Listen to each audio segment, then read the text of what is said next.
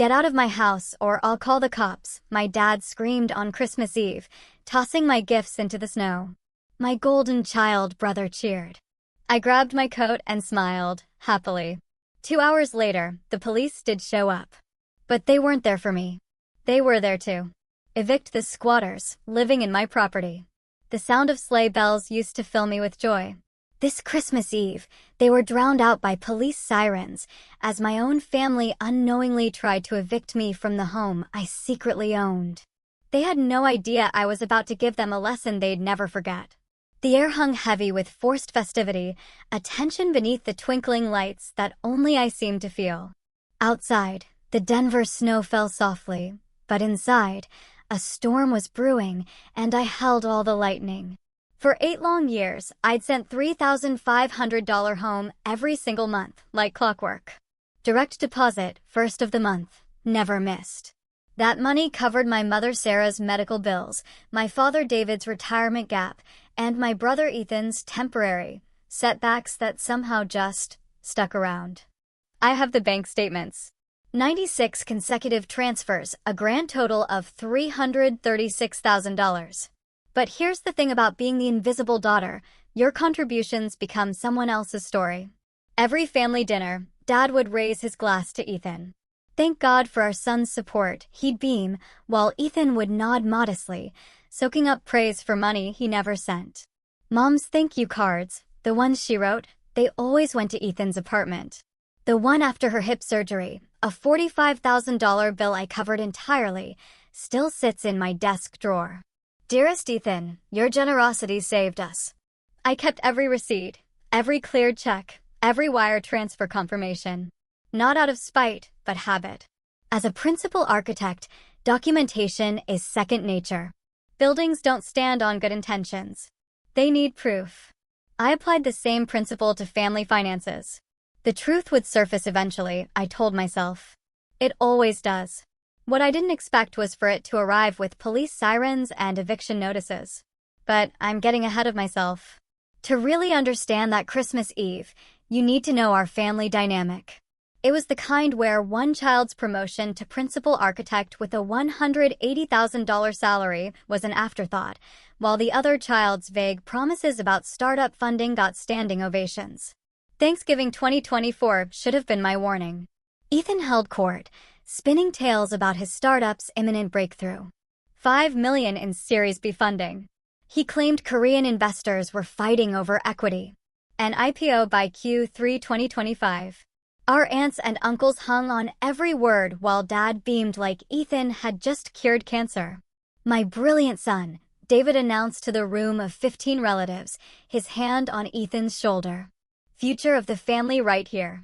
Then, almost as an afterthought, he glanced my way. Oh, and Maya also has a job. Also has a job. That's how you describe someone making $180,000 a year designing the new Denver Tech Center? Someone whose firm just won the contract for a $50 million waterfront renovation?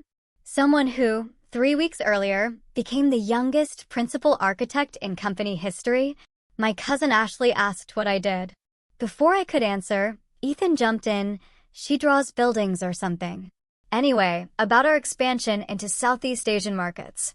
I excused myself to help Mom in the kitchen. She was struggling with the turkey platter, her arthritis acting up again. The medication, the one costing $800 a month that I'd been paying for since 2019, seemed to be working less. Your brother's doing so well, she said, not looking at me, taking care of everyone. 32 years old, designing million-dollar buildings, yet still Maya also has a job at family dinners. I wondered what it would take for them to really see me. In 17 days, I'd have my answer and they'd see more than they bargained for. December 20th, Ethan called me at work. His voice had that familiar edge, the one that meant he needed money but would frame it as me helping the family. Maya, we need to talk about the house situation. The house situation. That's what he called being $500,000 in debt with 3 investors pulling out and 2 lawsuits pending. His startup, supposedly worth millions last month, was hemorrhaging money faster than a severed artery. I need you to co-sign some paperwork, he continued. Just a formality. We're using Mom and Dad's house as collateral for a bridge loan. Mom and Dad's house. The Victorian on Oakwood Lane. 4 bedrooms, 3 baths, original hardwood floors, worth $2.8 million in today's market. The house where we grew up. The house Dad lost to the bank in 2021 due to a gambling debt he still wouldn't admit existed. Send me the documents, I said, knowing exactly what I'd find. The email arrived within minutes. Loan application for $500,000. My signature required as family guarantor. The collateral, 47 Oakwood Lane, Denver, Colorado. Property owners, David and Sarah Campbell. Except, David and Sarah Campbell hadn't owned that property for 3 years. I opened my office safe and pulled out a folder marked Emerald Property LLC. Inside, a deed of sale dated July 15, 2021. Purchase price, $1.4 million. Buyer, Emerald Property LLC. Sole member, Maya Roberts. The house they wanted to mortgage had my name on it since July 2021. They just didn't know it yet. Family helps family, Dad always said. He was right. I'd been helping all along, just not in the way they thought. December 23rd. The manipulation intensified. Mom texted me at 6 a.m., please help your brother, sweetheart. He's the only one looking after us. By noon, I had 17 messages from various family members. Aunt Brenda called me selfish. Uncle Paul said I was betraying family values. My cousin Kyle, who borrowed $5,000 from me in 2020 and never paid it back, lectured me about loyalty. Ethan had been busy. He told everyone I was sitting on savings while refusing to help save the family home. The narrative was perfect. Successful sister watches as generous brother loses everything trying to support aging parents. What Ethan didn't mention. The aging parents he was supposedly supporting hadn't received a cent from him in 5 years. The medical bills, the property taxes, the home repairs, all came from my selfish bank account. That evening, Mom called.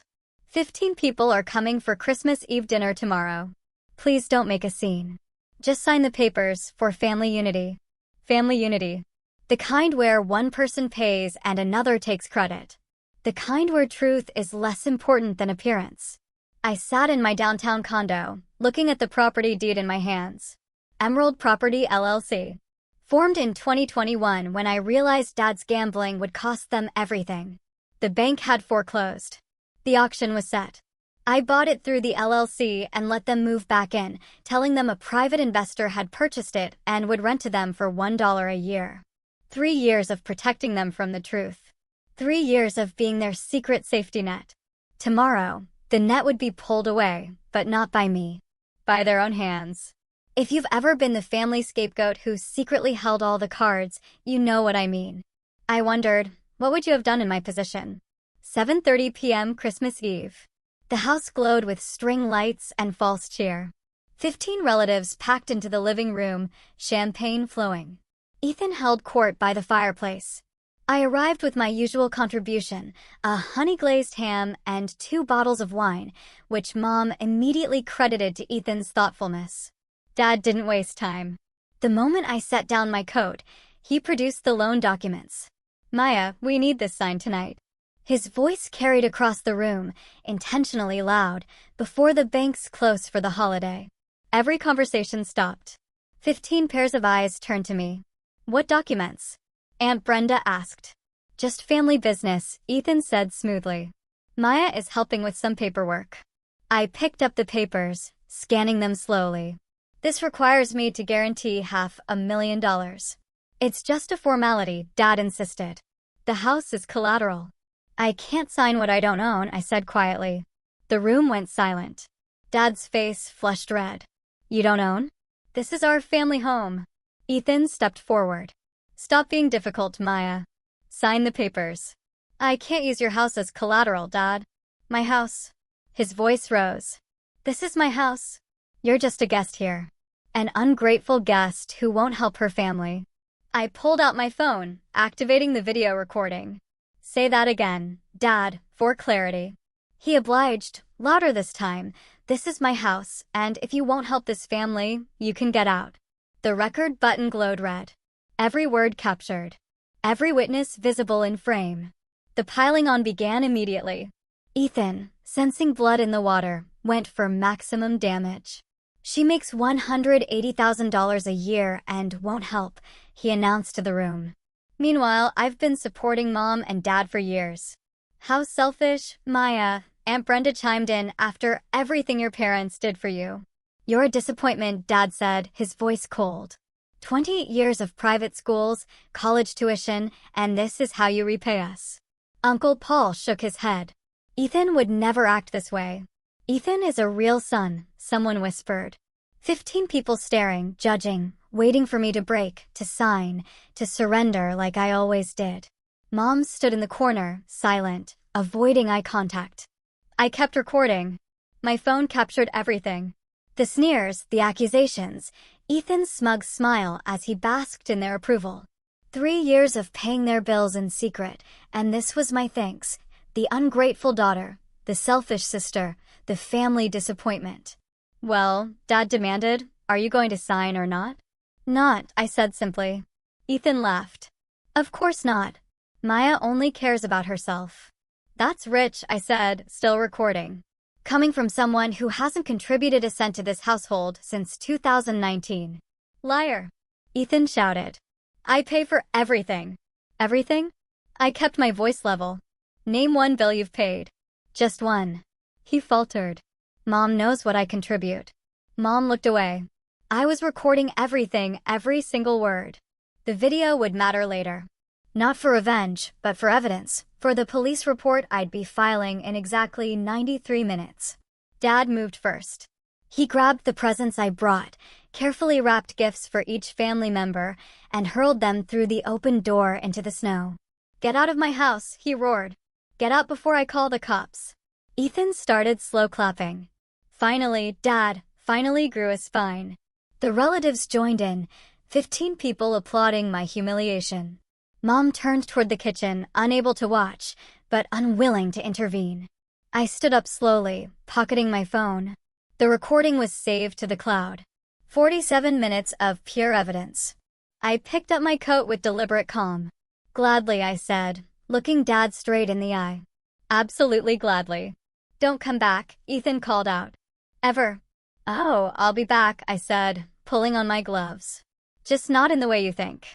Walking to the door, I passed the family photos on the mantel. Ethan's graduation, Ethan's awards, Ethan's everything. Not a single photo of me. Despite graduating summa cum laude, despite the architecture awards, despite everything I'd achieved. I stepped into the cold Denver night. Snow fell on my shoulders as I walked to my car. My gifts scattered across the lawn like broken promises. Behind me, laughter erupted from the house. They were celebrating. I pulled out my phone and made 2 calls. First, to Chloe, my attorney. "Chloe, yes. It's time. Execute the eviction notice on Christmas Eve," she asked. "That's cold, Maya. They just threw me out on camera with 15 witnesses." "Perfect. 4th violation. I'll call the police now." The second call was simpler. 911, "I need to report trespassers at 47 Oakwood Lane. I'm the property owner and they're refusing to leave." Let me take you back to 2021. Dad had been gambling for years, but that summer it spiraled. Poker games became poker debts. Debts became liens. By July, the bank foreclosed on 47 Oakwood Lane. I found out through a routine credit check. My parents' home was scheduled for auction in 2 weeks. $400,000 in gambling debts, all hidden from Mom, all destroying their future. I could have confronted him, could have staged an intervention. Instead, I did what I do best. I solved the problem quietly. Emerald Property LLC was formed on July 10, 2021. 5 days later, I attended the foreclosure auction with a cashier's check for $1.4 million. The other bidders were flippers looking for profit. I was a daughter looking to protect her parents, even if they'd never protected me. The deed was transferred to Emerald Property LLC on July 20th. That same day, I had Chloe draft a lease agreement, $1 per year, renewable annually, with one crucial provision. Lease may be terminated immediately upon violation of mutual respect clause, defined as verbal abuse, defamation, or hostile actions toward any family member.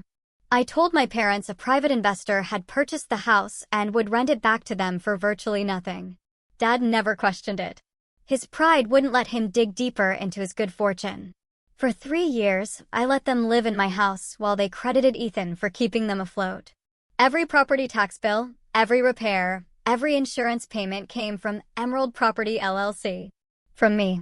The deed of sale, the LLC documents, the lease agreement, all waiting in my safe. Tonight, they'd finally see the light. The lease agreement was a masterpiece of legal foresight. Chloe had insisted on the mutual respect clause after hearing about my family dynamics. Maya, you need protection, she'd said. Financial abuse is still abuse. Page 3, Section 7. Violations of mutual respect include, but are not limited to, verbal aggression, public humiliation, false accusations, or defamatory statements. First violation, written warning. Second, formal notice. Third, final warning. Fourth, immediate termination with 24-hour evacuation notice.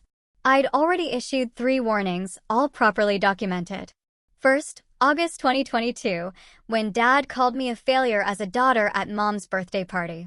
Email sent, delivery confirmed. Second, March 2023, when Ethan told my colleagues I was mentally unstable at a professional networking event. Certified letter, signature required. Third, November 2024, Thanksgiving dinner, when Dad announced I was a disappointment to the Campbell name. Written notice hand-delivered by process server. Chloe had everything ready since November. The eviction notice was pre-signed, requiring only the 4th violation to activate. The police liaison was briefed. The locksmith was on call. You're playing a long game, Chloe had observed. I'm not playing, I'd replied. I'm just prepared. The video from tonight would serve as Exhibit D. The 4th and final violation. Throwing me out, calling me ungrateful. The public humiliation before 15 witnesses, all captured in 4K resolution with clear audio. The beautiful irony, Dad screaming, "Get out of my house," when it hadn't been his house for 3 years. The law doesn't care about your delusions. Property records don't lie. And contracts, especially ones drafted by Chloe Vance, are bulletproof. 4th violation triggers immediate termination. Those were the terms. Their terms signed willingly.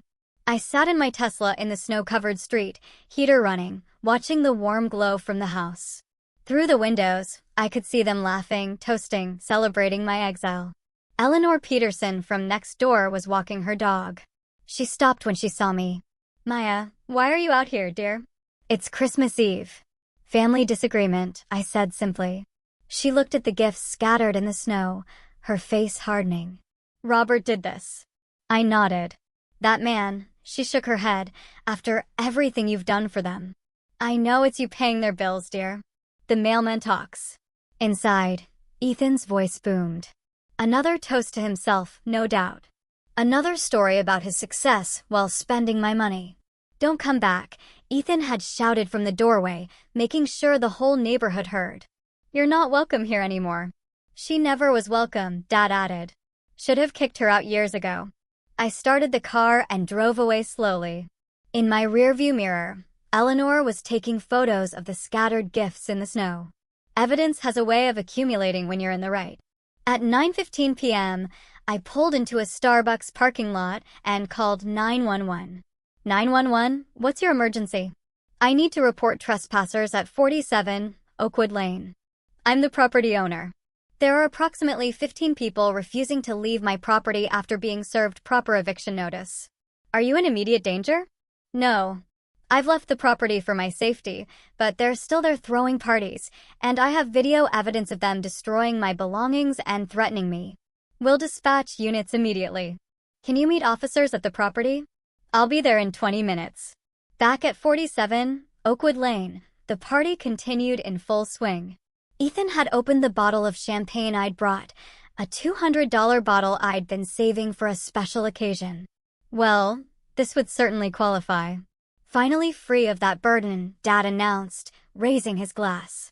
20 years of disappointment, gone. She'll come crawling back, Aunt Brenda predicted. They always do. Not this time, Ethan said confidently.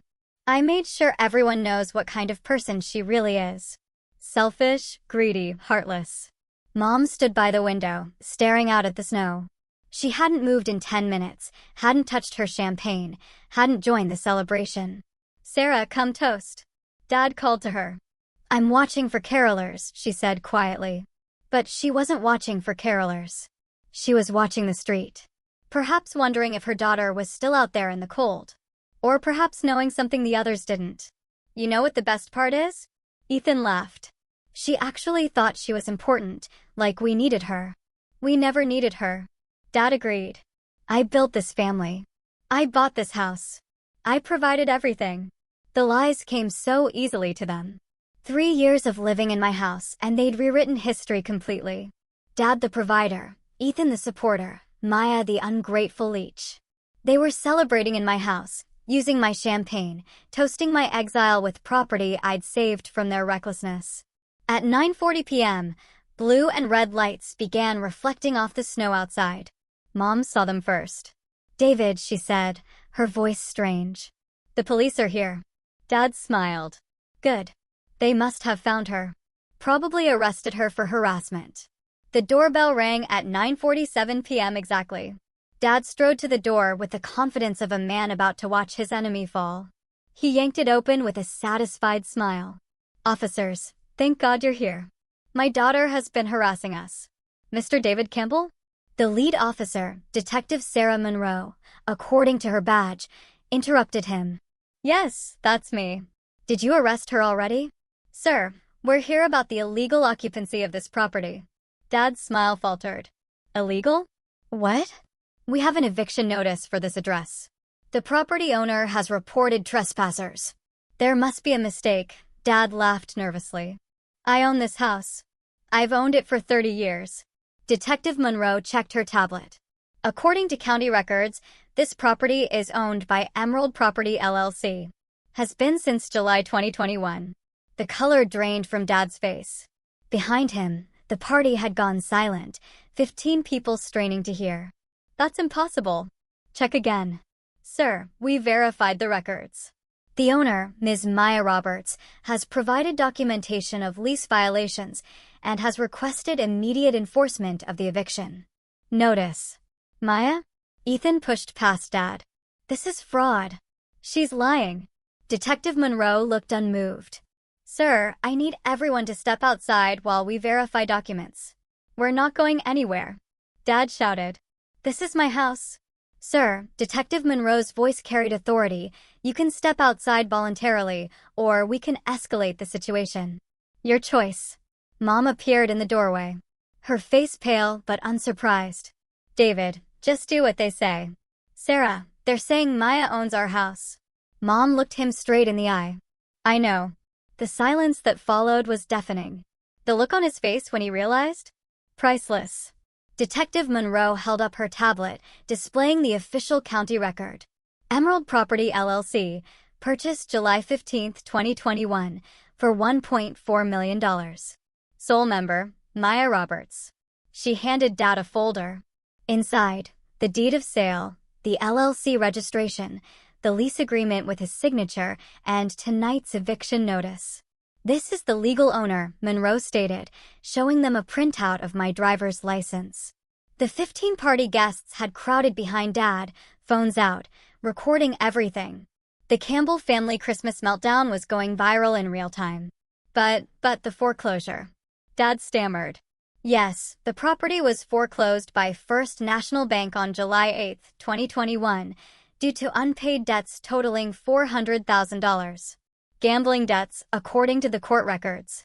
Ms. Roberts purchased it at auction a week later. She knew. Ethan's voice cracked. She knew he lost the house? She bought the house, Detective Monroe corrected. And according to this lease agreement, she's been letting you live here for $1 a year. Aunt Brenda gasped. $1. The same lease you violated tonight, Monroe continued, pulling up the video I'd sent, throwing her belongings outside. Verbal abuse. Threatening behavior. It's all here. Timestamped 8:47 p.m. The phone videos multiplied. Every cousin, every aunt, every family friend was recording. The golden son and the proud father exposed as freeloaders in a house they didn't own. According to county records, you've been month-to-month tenants since 2021, Monroe added, scrolling through her tablet. Ms. Roberts has been paying all property taxes, insurance, and maintenance through Emerald Property LLC. Dad's legs seemed to give out. He grabbed the door frame for support. 3 years, he whispered. 3 years in her house. This is fraud. Dad's denial came roaring back. She stole our house. She manipulated us. Detective Monroe remained unmoved. Sir, she bought it legally from the bank after it was foreclosed. I never lost the house to foreclosure. Monroe pulled up another document. Case number 2021 CG 4782. David Campbell, defendant. Foreclosure granted for non-payment of mortgage due to gambling debts totaling $400,000. 3 casino liens, 2 private poker debts. It's all public record. The neighbors had started gathering. Eleanor stood on her lawn, phone raised. Arthur Reynolds from across the street. The Millers from 2 doors down. Everyone watching David Campbell's empire crumble. For $100,000 poker debt. Eleanor called out. That's why you lost the house, David. And you let everyone think you were successful. Ethan tried damage control. This is a misunderstanding. Maya's confused. Sir, Monroe cut him off. I've checked the database 3 times. Your sister legally owns this property. Has for 3 years. But she never said anything. According to the lease, she told you a private investor bought it. That investor was her LLC. Dad turned to Mom. Did you know about this? Mom's silence was answer enough. The bills stopped coming in 2021, David. No mortgage statements, no property tax notices, nothing. But the house stayed warm. The lights stayed on. Only Maya would protect us like that. You knew. I suspected.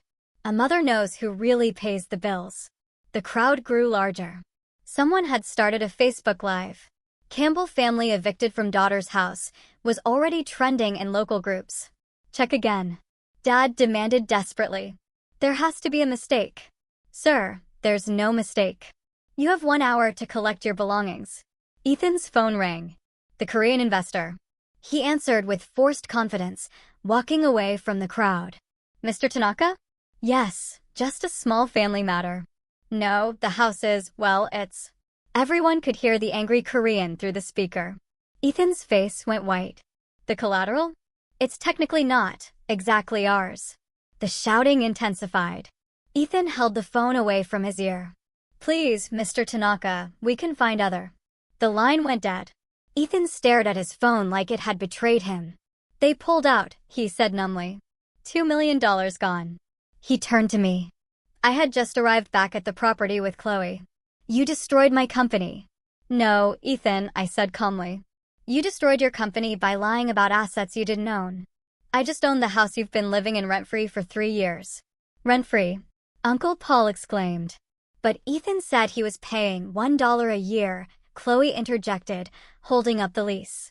That's what Ms. Roberts has been charging them, while paying $8,500 a month in property taxes, insurance, and maintenance. The math was sinking in. 3 years, $8,500 a month, over $300,000 in carrying costs, while they paid $36. She could have charged market rent, Chloe continued. This house would fetch $8,500 monthly easily. Instead, she protected them until tonight. Ethan's phone buzzed with notifications. Email after email. The other investors, they're all pulling out. The news is everywhere. Someone showed their phone. The video had hit Reddit. Golden child discovers sister owns his house. 50,000 upvotes in an hour. Mr. Tanaka terminated our partnership effective immediately, Ethan said, his voice hollow. My reputation. Everything gone. Mom stepped forward. Her voice cleared for the first time all night. I knew, David. Everyone turned to stare. The bills stopped coming in 2021. No mortgage statements, no property tax, no insurance notices. But somehow everything stayed paid.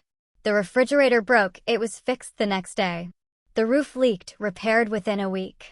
Only one person in this family actually takes care of things, instead of just talking about it. She turned to me. I found the Emerald Property LLC registration online 6 months ago. Your middle name is Emerald. Your grandmother's name. Dad's face was purple. You knew our daughter owned this house and said nothing? You threw our daughter out of her own house, David, while taking credit for money she sent, while praising Ethan for bills she paid, while calling her a disappointment when she's the only reason we're not homeless. The crowd was riveted. This was better than any Christmas special. Mom pulled something from her pocket. A thank you card. This is the one I never sent. It says, "Dear Maya, thank you for saving us. I know it's you. It's always been you." She looked at Ethan. Your sister paid for my hip surgery, my medications, the specialists, every single bill. While you took credit and bought yourself a Tesla with investor money. Then back to Dad. She protected us even when you gambled away our home. Even when you insulted her. Even when you loved the idea of a successful son more than the reality of a successful daughter. Mom walked over to me. I'm sorry, Maya, for staying silent, for letting them hurt you, for being too weak to stand up for the only child who actually stood up for us. You have 1 hour to pack essentials, Detective Monroe announced. Personal items only. Furniture stays. It belongs to the property owner. The furniture is ours. Dad protested. Chloe pulled out receipts. Actually, all furniture was purchased by Emerald Property LLC in 2021 after the foreclosure. Ms. Roberts furnished the entire house. You've been using her furniture, her appliances, everything. The crowd had grown to 30 people. Someone had started an Instagram live. Millionaire architect EVICT's toxic family, was the caption. Views climbed, 10K, 50K, 100K. Eleanor called out, David, is this why you've been acting so high and mighty, living in your daughter's house while calling her a failure? The family members who'd been celebrating my exile were now edging toward their cars. Aunt Brenda tried to slip away unnoticed. Brenda, I called out. Weren't you just calling me selfish? She froze. Her face red. The cameras turned to her. Uncle Paul was already at his car. Cousin Kyle had vanished entirely. The 15 witnesses to my humiliation were fleeing the scene of their own embarrassment. Officers, Chloe said, will need to ensure nothing is removed that belongs to the property. I have an inventory. Detective Monroe nodded. We'll supervise the packing. Dad stood in his doorway, my doorway, looking broken. 3 years of living in his daughter's charity while boasting about his success. 3 years of praising his son for money his daughter sent. 3 years of delusion shattered in 15 minutes. The Facebook Live comment section was brutal. Imagine being that ungrateful. The daughter is a saint. Golden child got what he deserved. The golden child eviction. That's what they called it online. And it was just getting started. At 10:30 p.m., I returned with Chloe in her black BMW. I'd changed into my best suit, the one I wore to close million-dollar deals. Professional, powerful, everything they said I wasn't. Chloe carried a leather briefcase. Inside, a new lease agreement. Mr. and Mrs. Campbell, Chloe announced formally. My client is prepared to offer you a rental agreement. Dad's hope flickered. She's letting us stay? At market rate, $8,500 per month. First, last, and security deposit due upon signing. Total $25,500.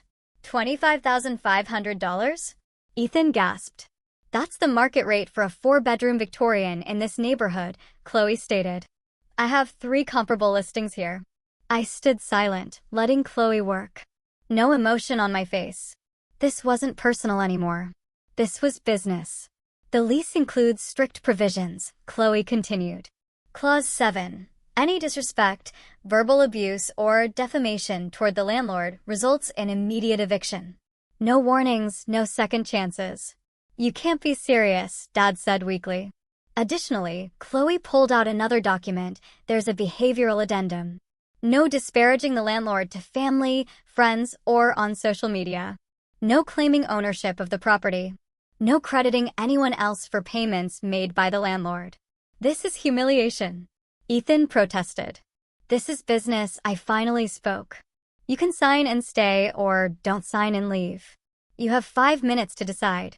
The crowd watched in fascination. The tables hadn't just turned. They'd been flipped, burned, and rebuilt with me at the head. Your signature, Mr. Campbell. Chloe held out a pen. As a tenant, not an owner. Dad's hand shook as he took the pen. 3 years of pride, evaporating with one signature. But it was sign or be homeless. He signed. Ethan broke down completely. The golden child who'd been applauded 2 hours ago was now sobbing in front of 50 neighbors and thousands online. This is destroying me, he wept. My company, my reputation, friends, even my girlfriend left. She saw the video. Everyone saw the video. I need my sister back. Your company built on lies, I said evenly. Your reputation built on my money. Your everything built on nothing. Dad signed page after page, each signature smaller than the last. The man who'd thrown my gifts into the snow was now begging for shelter from the daughter he discarded. Mom signed without hesitation.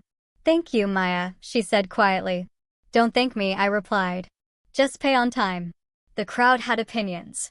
Eleanor approached me. Maya, you did right. They needed this lesson. Arthur nodded. About time someone stood up to David's bullying. The cousins who'd celebrated my exile were gone. The aunts who'd called me selfish had vanished. Only the neighbors remained, and they were Team Maya. One more thing, Chloe announced. The security system will be upgraded tomorrow. Cameras in all common areas for everyone's protection. Cameras in our home? Dad protested. In Ms. Roberts' home, Chloe corrected, which you're renting. The Instagram Live had hit 200K views. Comments poured in. She's my hero.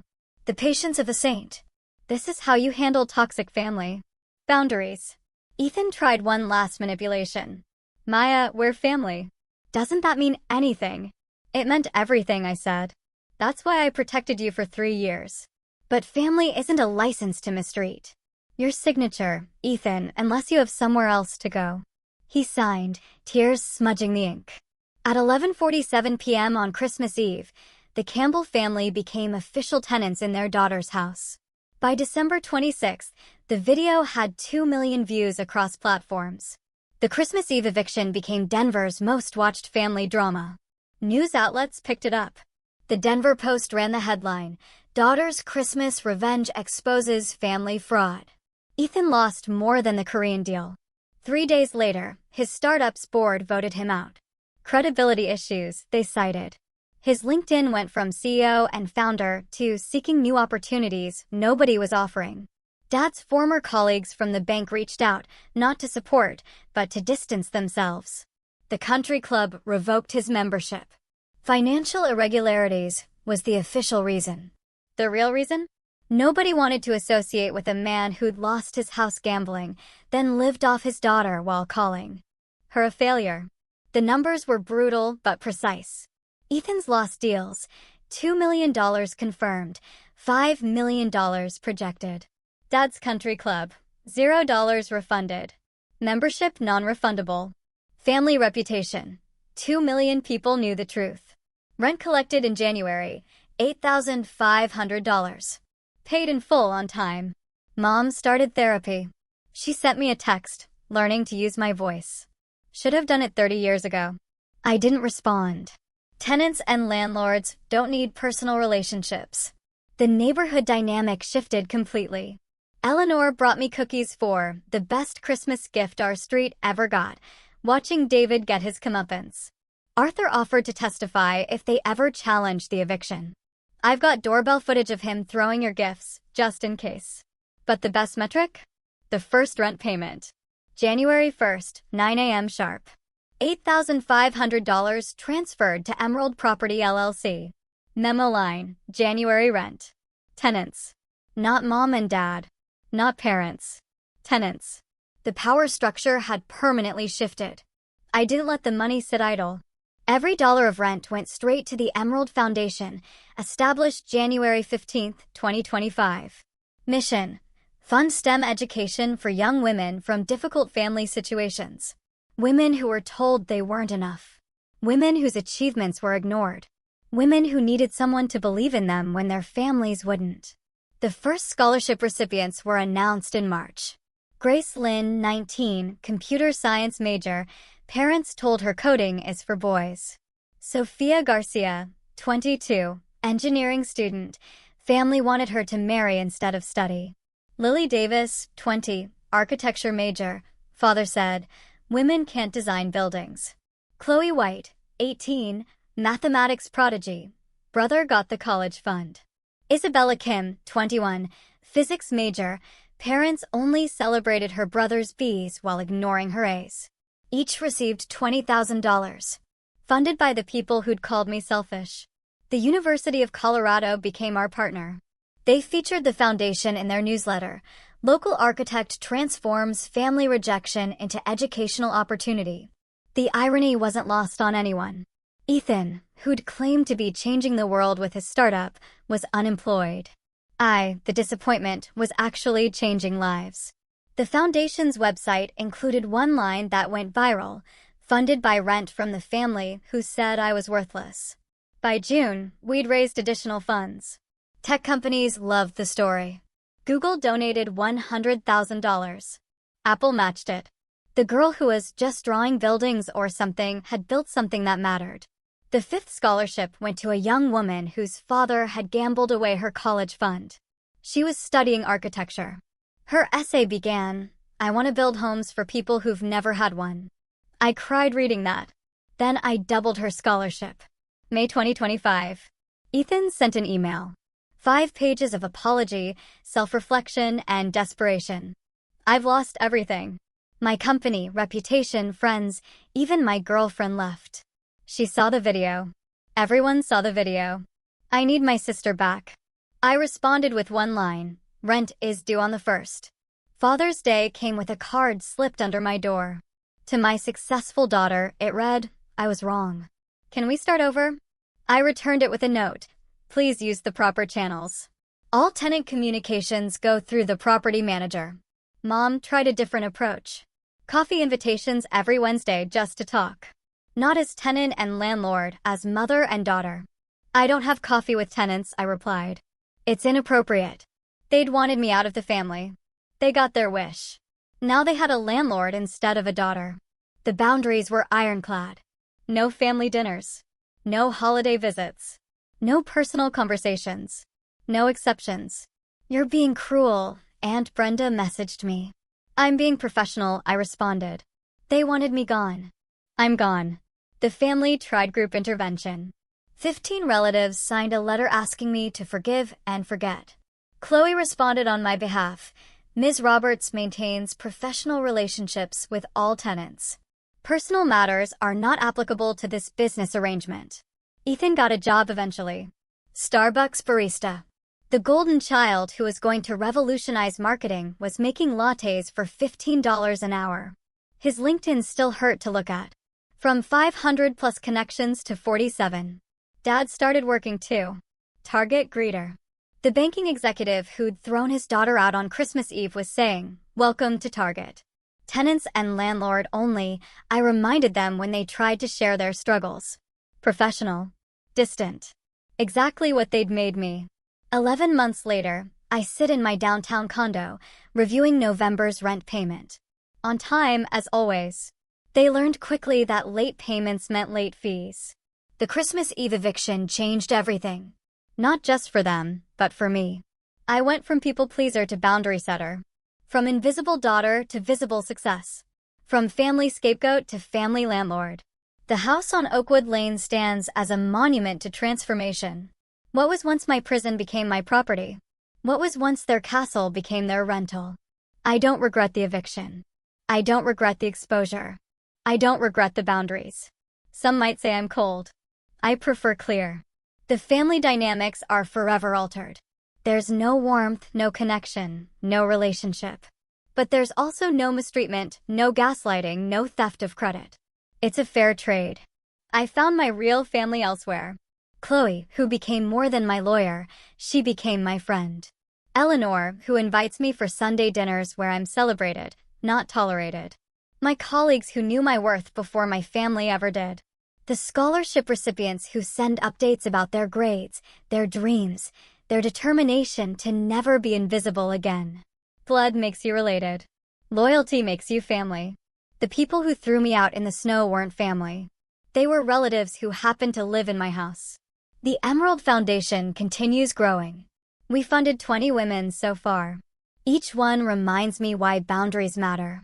You can't pour from an empty cup. You can't help others while being drained by those who should protect you. This Christmas Eve, 1 year later, I'll host dinner for those scholarship recipients, women who were told they weren't enough, celebrating with someone who proved that being enough was never the question. The truth was, the people judging me weren't worth impressing. Sometimes, the best gift you can give yourself is freedom, and sometimes that freedom comes with an eviction notice. I'm curious, what would you have done in my position?